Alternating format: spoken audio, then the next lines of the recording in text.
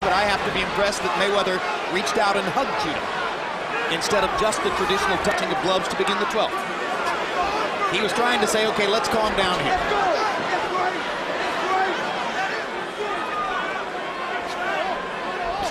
Mayweather definitely wasn't trying to stop Judah in the last round when he only threw 45 punches, but he landed 19 of them. Good left hook by Mayweather, good straight left hand by Judah.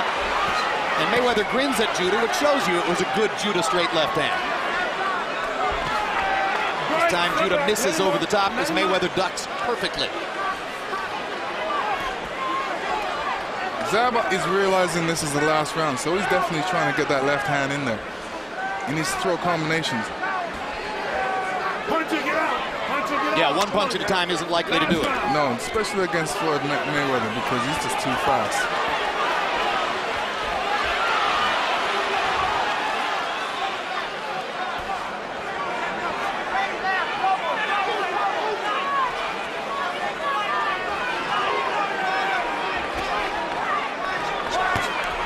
Blocked by the right glove.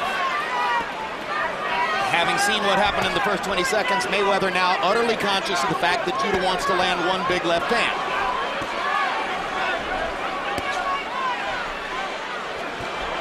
Straight right hand over the top lands for Mayweather.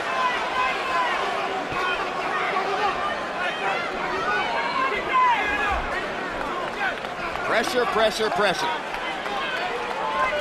The last several rounds, Mayweather has constantly stalked Judah and stayed on him, not allowing space. Dogging him, Lennox, as you would say. Yeah, he's just keeping up with pressure. Right now he's trying something different. He's letting Judah come after him, realizing Judah has to come after him. I think he's hoping to find one opening for one big shot. I agree. I think that he's hoping Judah will try to sell out a little bit and throw more punches, and he can find a way to counter him one big time. There you go. Come to me. Come to me. Well, he's got 30 seconds to do that if he's going to do it. Come to me, hit me on the chin, he's saying. Punch inside and get out.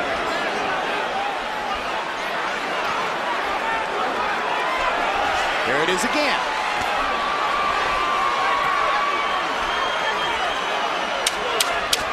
Not enough time to do it.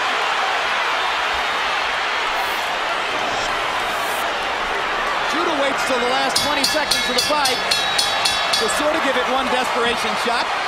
Yeah, that was just for show.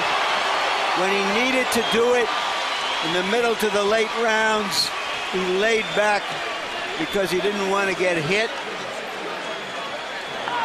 I thought he did a better job than I believed he was capable of, but at the end of the night, he was simply outclassed.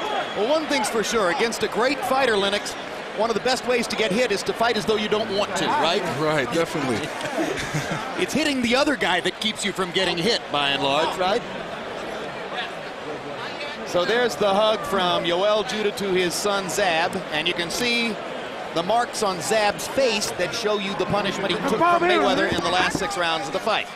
And there is pretty boy Floyd, looking pretty much the same as ever. Harold, what is your final score on the bout? Championship 116, 112, 8 rounds to 4, Floyd Mayweather. Jim, I gotta tell you something. Round 10, when Floyd Mayweather got hit low, okay, and he hopped away, obviously Richard Steele must have called timeout, because when Roger jumped in the ring, Richard Steele obviously could have disqualified Floyd Mayweather. Correct. The rules say that your second is not allowed to come in while the round is on. But when Floyd hopped away, Steele sent Zab Judah to a neutral corner. He obviously called timeout, and they used a little discretion to let the fight continue. In any case, 116, 112, Mayweather. Good discretion, right, Harold? Good discretion. Thank Correct.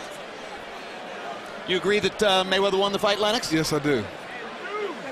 I think he boxed a great fight, intelligent. You know, it didn't get out of hand. He kept his focus.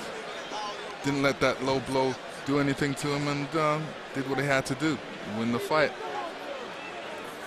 You saw that on Harold Letterman's card, Zab Judah won 3 of the first 4 rounds. We'll find out whether the official cards jibe with that, but let's take a look at the progress of the fight. Starting in round 2. Round 1 was an extremely tactical round. Not much happened. One fighter landed 6 punches, the other landed 4. A Judah right hand in round 2. then a Judah straight left in the 4th round. Judah had a big round in the 4th round and looked as though he might really have Mayweather back on his heels. But then Floyd began to turn the fight around and landed straight right hands, such as in the 7th. Then in the 10th round, the near riot that broke out after a now dominated Zab Judah threw a low blow and then very clearly hit Floyd Mayweather, seemingly intentionally, on the back of the head. As Harold Letterman told you, once timeout was called by Richard Steele, that's when Roger Mayweather jumped into the ring.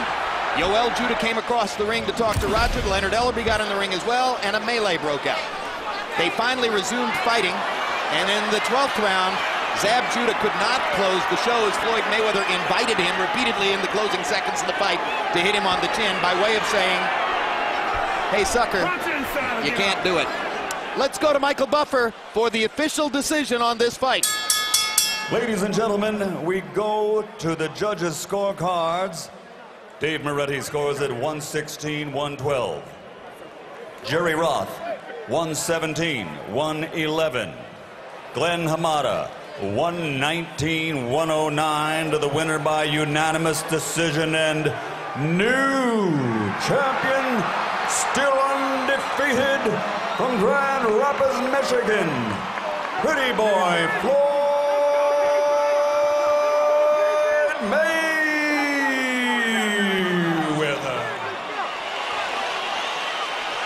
The #1 pound-for-pound fighter in the sport maintains his unblemished record with what turns out to be another relatively easy win. Harold Letterman had it 116-12. My heavens, Glenn Hamada had it 119-109. So at least one of the 3 judges saw total dominance by Floyd Mayweather. Here are final CompuBox numbers.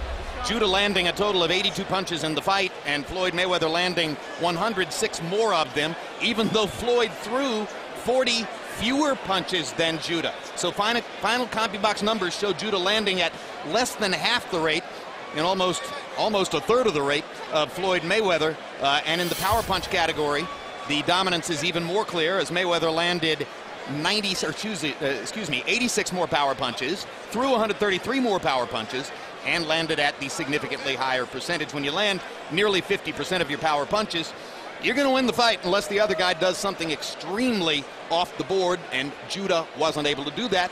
Larry Merchant with the winner, Mr. Pound for Pound, Floyd Mayweather. Thank you, Jim. Congratulations, Floyd. First few rounds went differently than most of your fights.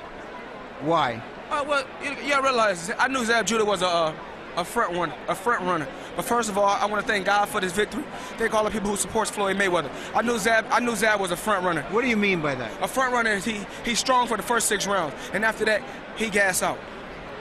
So you were letting him go and just examining what he was doing and measuring him? Relax and keep my composure. That was our game plan. We knew Zab was going to come out strong. We was going to relax, take our time, and stick to the game plan. Let's take him, deep and drown him. And if we didn't have no confrontation in the ring, the fight would have been over. As you were beating him up in the middle and late rounds, he was talking. What was he saying to you? We come from the same school. Call me a bitch, you a bitch. But he say what he say. I'm just happy to be 4-time world champion in 4 different weight classes. Let's talk about this fight. Okay, we get late in the fight. You're cleaning him out. You're blooding his nose and his mouth.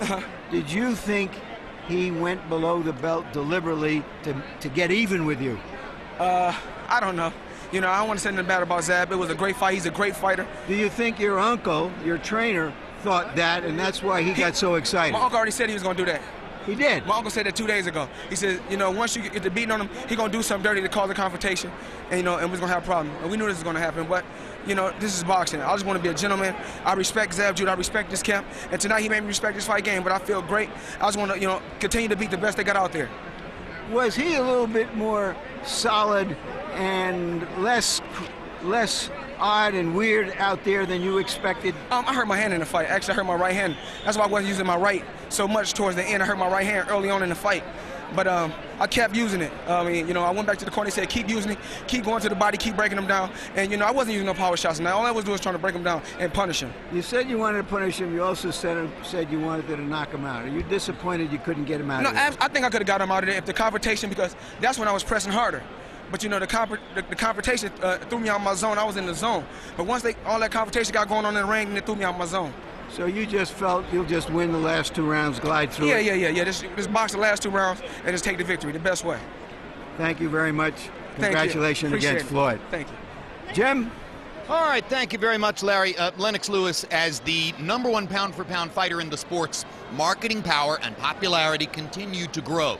I can think of at least a half-dozen fighters who might be watching him tonight and trying to figure out when they want to fight him to try to make that money and be a part of that big event. Oscar De La Hoya, Shane Mosley, Ricky Hatton, Miguel Cotto. There are quite a number of them. Who could beat him? I don't know. I don't see really anybody out there right now. He's too sweet right now. Floyd is a remarkable boxer.